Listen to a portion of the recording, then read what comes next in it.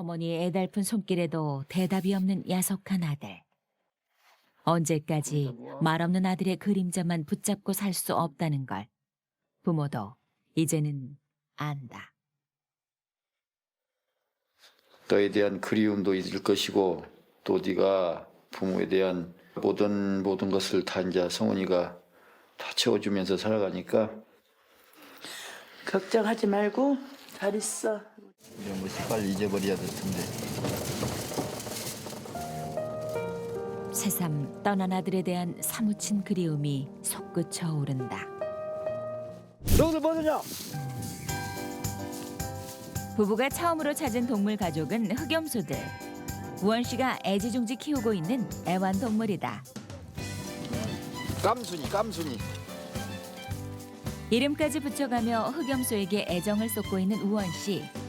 시골에서 나고 자란 그는 자고로 동물은 방목해서 키우는 것이 제격이라 생각하고 있다. 자, 이제 풀을 이제 뜯어먹을 때 요것들도 지면 이제 그 여러 군데서 풀을 뜯어먹기 한 군데 뜯어먹으면 없으니까 풀이 없으니까 옮겨서 매야 돼요. 어차피 제거해야 할 마른 풀. 염소에게 먹이면 일손도 줄이고 사료값도 아끼고 염소들도 마음껏 뛰놀 수 있으니 일석삼조다. 자식 같은 흑염소를 살피고 이동하는 부부. 문득 진짜 자식의 행방이 궁금하다. 성원이는 지금도 아직도 안 일어났대요? 있났어. 일어났으면 왜 안 와? 지가 해야지. 아이고 아버지가 작은데 구들이 나와요. 가는 불 보고 또 이제 저 밑에 개밥 줘야죠. 에이, 막내 아들과 함께 살고 있는 우원 씨 부부. 다른 일로 바쁜 아들을 뒤로 한 채 닭장에 들렀는데 이곳에는 50여 마리의 닭들이 살고 있다. 일반 달걀보다 5배나 비싼 푸른빛의 청란을 조심스럽게 꺼내드는 우원 씨. 또 내놓고 감사합니다. 또 닭집에 청소도 좀 하고. 그런데 그 사이 닭들이 닭장 밖으로 탈출을 했다. 청란의 씨닭으로 깃털에 푸른빛이 도는 귀한 몸 청개까지. 자유를 얻은 닭들이 신이 났다. 성훈이가 뭐라고 뭐 주려고 그랬다. 내놓지 말아야죠. 나와서 노는 게 얼마나 좋아 얘. 너는 닭 편하게 노니까. 아니 편하게 농구보다도요. 탐진생이 물어가니까 그게 문제죠. 아 이제 성훈이 왜 닭을 또 다 집어넣어? 아니, 좀더 안 놀게 도와주게. 된다니까. 한층이 내려온다니까. 고양이 잡아가. 이제 다음에는 네가 이제 닭 알아서 해. 나는 몰라 이제. 나 이제 닭 이제 그것이 안 손댈란 게. 가격이 40만 원짜리인데 이거 풀로 놓으면 안 돼 아버지. 예. 닭장 문을 걸어 잠그는 아들. 내가 하려니까. 이거 닭 알라면은 내가 이거 꿀 사러 온 사람들한테 서비스로 주려고 내가 이거 가져온 건데 이거 없으면 어떡해요. 잘 해야지. 야 그래서 싹 이거 홍보하려고 지금 내가 다 가져온 건데 이것도. 아들은 나름의 계획이 있어 닭을 애지중지 키우고 있는 중인데 동물들은 자연에서 노는 것을 좋아하는 것이지. 아버지가 아버지 주머니에 돈 딱 해가지고 사왔으면 안 그럴 거예요 아버지. 내가 사왔으니까 아버지가 그랬어. 그래 이제 닭으로 해서 이제 돈을 많이 벌어. 동물의 사육 방식을 두고 늘 옥신각신하는 부자. 하지만 닭의 주인은 아들이기에 아버진 닭장에 갇힌 닭들이 안타까워도 한 발 물러설 수밖에 없다. 잠시 후 겨울나기를 위한 땔감 준비에 돌입한 가족. 요즘 어지간한 오지에서도 잘 보기 힘든 화목 난방을 고수하고 있다. 기름도 한 톨도 안 낸 데서 자연이 주는 땔감을 떼야만 따숩고 좋지. 이곳 순창에서 나고 자란 우원 씨. 소시적 도끼질 꽤나 해본 솜씨다. 한쪽도 힘이 남아 돌아가요. 내가 볼 때는. 근데 다 잘라지 마. 성원이도 좀 잘라가요. 어머니 순희 씨의 부추김에 아들 성원 씨가 장작 패기에 나선다. 한번 이제 아빠보다 더 잘 빠긴가 이제 네가 한번 해봐. 아무렴 나이든 아버지만 못할까. 젊은 혈기의 성원 씨 힘껏 도끼를 휘둘러 보지만 연속 헛방을 놓고 만다. 그런 아들을 보다 못해 다시 나서는 아버지. 내가 한번 해볼게. 도끼를 빼앗긴 아들은 머쓱해지는데 아들과 달리 요령껏 나뭇결을 따라 도끼를 내리찍는 아버지 우원 씨. 허이 나간다. 나 가운데는 안 나온다는 게 결국엔 가운데 잘라야 해요. 아버지의 능숙한 도끼질에 통나무가 두 동강이 났다. 보겠어? 어이구. 야 이건 경험으로 온 것이야 경험으로. 썩어가지고 그래 썩어가지고. 썩었으니까 보기. 네가 못 보인 것은 썩어가지고 오고. 썩었잖아 썩었으니까 보기. 아빠가 쪼인 건 전부 다 썩은 거겠다. 60대 아버지에게 밀린 아들은 민망함에 괜한 딴죽을 건다. 30대 청년의 자존심이 있지 이대로 물러날 수 없는 성원 씨는 다시 한번 장작 패기에 도전해 보는데 힘찬 기합 소리와 함께 젖먹던 힘을 다한 끝에 드디어 장작 쪼개기에 성공한다. 아이고 아들 없어도 아버지 혼자 잘 하시겠구만. 사실 그는 이제 귀농 2년 차로 10년 만에 돌아온 고향에서 시골 생활에 다시 적응하는 중이다. 성원 씨가 힘겹게 팬 장작을 들고 향한 곳은 한옥집의 구들장과 연결된 아궁이. 아버지하고 어머니께서 직접 놓으신 구돌. 이거 딱 해야 이제 집이 따뜻한데 연기가 많이 나오잖아요. 근데 부모님이 하시면 안 좋으니까 웬만하면 제가 하려고 이제 막 하는 거죠. 아침 낮절부터 찬바람을 쐰 부모님을 위해 구들에 불을 지핀 성원 씨. 이남 일녀 중 막내인 그는 고향에 돌아온 이후 부모님을 조금 더 편히 모시기 위해 애쓰고 있다.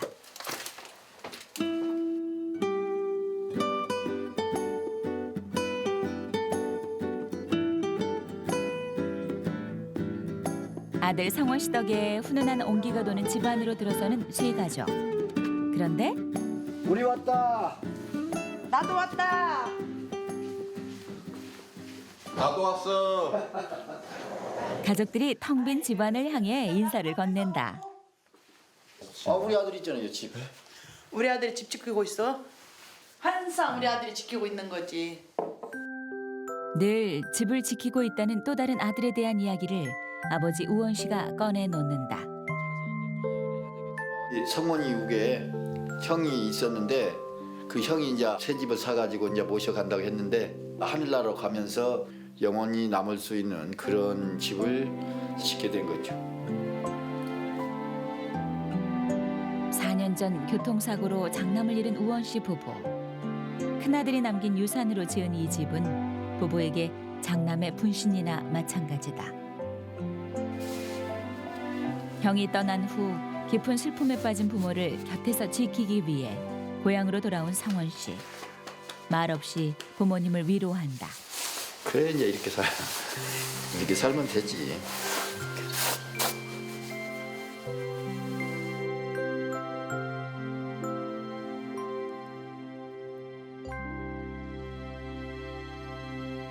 그날 오후 아버지와 아들이 집을 나선다. 집 앞에 위치한 모카밭을 찾은 것인데 2년 전 귀농 후 모카 재배를 시작한 성원 씨. 그런데 어찌된 영문인지 모카밭의 모습이 황량하다. 마치 돌보지 않고 방치한 양 꽃대가 모두 말라 비틀어져 있는데 근데 약도 안 하고 그래가지고 목화 같은 게 이상스럽게 삼섭지를 못하고 어떻게 이렇게 생겼냐. 마른 꽃나무 사이사이에 그대로 남아있는 목화섬. 한눈에도 상태가 그리 좋지 않다. 대체 지난 한 해 목화밭에 무슨 일이 있었던 걸까? 작년에는 잘 됐거든요. 근데 이제 저희 나라에서 심으면 안 되는 종자가 있어요. 심으면 안 되는 종자다라고 이게 나와가지고 그래서 여기를 다 격리를 하고 들어가 이제 관리를 하면 안 된다 혹시 모르니까. 근데 나중에 이제 정밀 검사를 하니까 이게 음성이 나온 거예요 이제. 근데 그때는 이제 너무 늦었죠. 벌레들이 이제 다 먹은 거죠. 혼자서 목화밭을 관리한 성원 씨. 농사를 망치고 말았다. 올해 그 일만 없었으면 참 농사 잘 됐을 텐데. 우원 씨는 남 탓을 하는 아들이 마땅치 않다. 이런 과정이 나온 것이 네 책임이지 다른 사람 책임은 없어. 처음에 심을 때부터 네가 종자를 철저하게 했다면 이런 과정이 안 나왔을 거 아니야. 하다 보면 실패할 수 있는 거지 뭐. 내가 이러고 싶어서 이랬나. 올해는 여기서 소득도 없겠어. 갈아엎든지 그렇지 않으면 다 뽑아불든지 해가지고 끝내버리고 이제 다른 데 신경 써가지고 해야 되지. 쓰겠어? 이 아빠는 그 뭐야 이제 더 이거 보면 기분만 상하고 오니까 아빠는 갈라니까. 그래도 제가 생각해가지고 한 건데 버릴 수는 없잖아요. 따가지고 뭐든지 해봐야죠. 상품 가치가 떨어진다는 걸 알면서도 고집스럽게 목화를 수확하는 성원 씨. 비록 시원치 않은 결과이지만 1년의 고생을 그냥 뭉개버릴 순 없다. 식사 후 부모님이 휴식을 취하는 사이 아들 성원 씨는 설거지가 한창인데 그릇을 닦아내는 손길이 제법 야무지다. 고등학교 때부터 밖에 나가서 혼자 이제 자취시험에서 살았으니까 그리고 군대 가서도 혼자 가가지고 귀농 전 10년간 직업 군인으로 복무했던 성원 씨. 진급을 앞둔 시점 부대에 강력한 만류를 뿌리치고 전역을 선택했다. 끝. 다 했냐? 응. 수고했다. 수건 닦아야지. 피끄덕 해보자. 형이 세상을 떠난 후 심신이 약해진 부모님을 곁에서 모시기 위해서였다. 한두 번 했잖니. 아버지 빨리 와야지 오늘 아버지. 꼬불 치고 앉아가지고 큰 나무 집어든다고 해가지고. 아이. 아침나절 장작을 패느라 무리한 우원 씨. 탈이 난 모양이다. 한번 해보고. 내일 토요일인데. 농사일로 잔뼈가 굵은 아버지인데 몇 년 전부터 몸이 부쩍 약해졌다. 장남을 앞세운 직후 큰 사고를 겪은 우원 씨. 병원 가야 돼 이거. 허리 무조건 병원 가야 돼 허리는. 그 이후 건강이 예전만 못하다. 그도 아들 덕분에 당신은 호강하고 대우받고 뭐 다른 사람 이렇게 해왔어. 아들이나 있은 게 하지. 대우 안 받고 안 아픈 게 낫지. 지금도 아들 성원 씨의 가장 큰 근심은 부모님의 건강이다. 좀 어때? 나았나? 팔은 좀 어때? 그때부터 많이 좋아졌지. 인대가 딱 굳어가지고. 애간장을 끊어내는 듯한 고통을 겪은 후 부쩍 좁아져 버린 아버지의 어깨. 아들 성원 씨가 오래도록 아버지의 어깨를 주무르고 또 주무른다. 닭이 나갔다 올게. 뭐하러 가냐? 닭이랑 한번 보고 와야지. 이제 순찰 돌아? 응. 옷 다 시키고 가. 엄청 춥다거든 날씨. 아들 성원 씨가 나간 후 부부만 남은 집안에 적막이 감돈다. 아들이 귀농하기 전엔 이런 고요함이 부부의 일상이었다.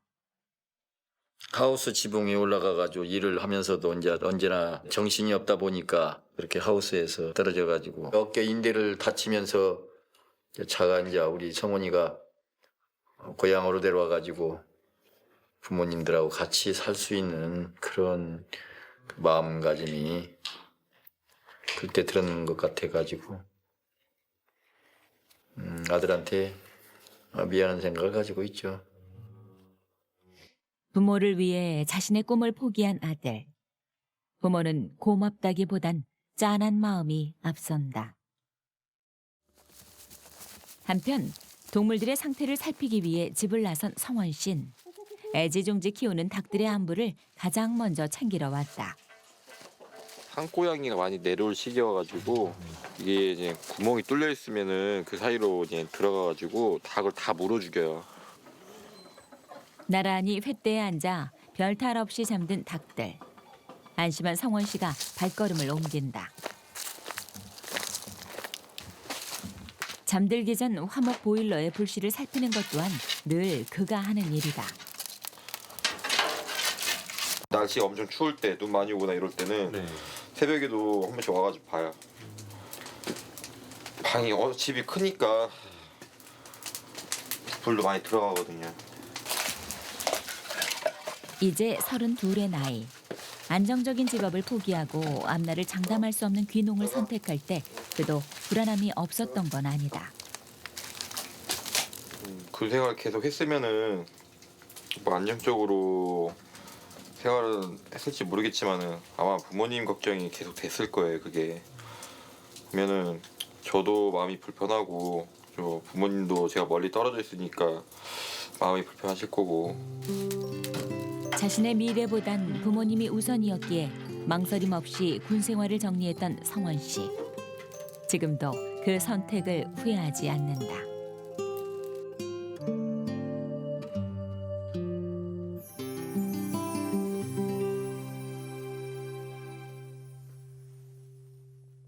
다음 날 조용한 아침을 맞이한 성원 씨네 가족. 그러니까 형아 있는데 저리 가야 되니까 옷 깨끗이 입고 나와. 네, 알았어요. 동짓날을 맞아 장남의 위패를 안치한 저를 찾기로 했다. 고모야 옷 잘 입고 가.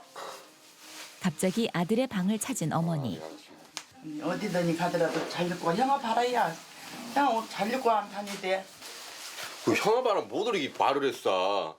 어쩐 일인지 욱하고만 성원 씨. 한마디 입고 가지 말고 또 서서. 오늘 같은 날 형이 더욱 보고 싶을 어머니의 마음을 이해 못하는 건 아니지만 자신에게서 떠난 형의 모습을 찾으려 하는 어머니의 말에 그도 예민해지고 만 것이다. 복잡한 마음을 안고 집을 나선 가족. 벌써부터 부부는 가슴이 울컥거린다. 저리다 이제 이렇게 잘 해놨으니까 거기서 잘 지내고 있겠지 뭐. 잘 있겠지. 마음이 먹먹하긴 성원 씨도 마찬가지다.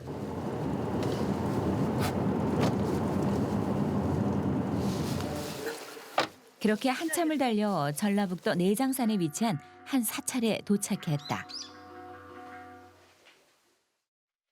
4년 전 요절한 장남.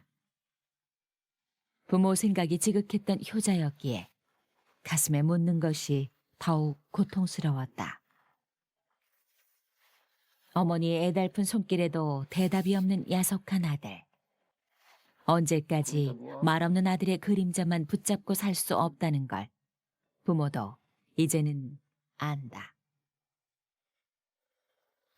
너에 대한 그리움도 있을 것이고 또 네가 부모에 대한 모든 것을 다 이제 성훈이가 다 채워주면서 살아가니까 걱정하지 말고 잘 있어. 우리 또 이제 올게.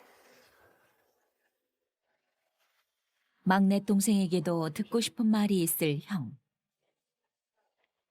하지만 부모님 앞에서 차마 어떠한 내색도 할 수 없는 성원 씨는 하고픈 말을 그저 삼키고 만다. 그렇게 애끓는 마음을 두고 돌아가는 게 이런 것이 빨리 잊어버려야 될 텐데. 새삼 떠난 아들에 대한 사무친 그리움이 솟구쳐 오른다. 큰 아들이었기 때문에 이제 자기 그 책임감도 있고 하니까 언제든지 집에서 무슨 일 있으면 직접 와가지고 다 해결도 하고 또 지가 이제 알아서 하기 때문에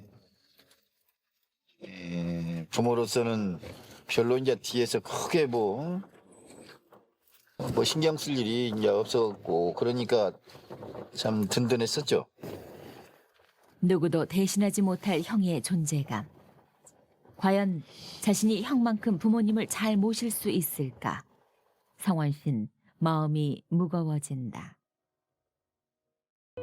잠시 후 성원 씨가 홀로 집을 나선다. 마당 한편에 있는 자신의 작업실로 향하는 길이다.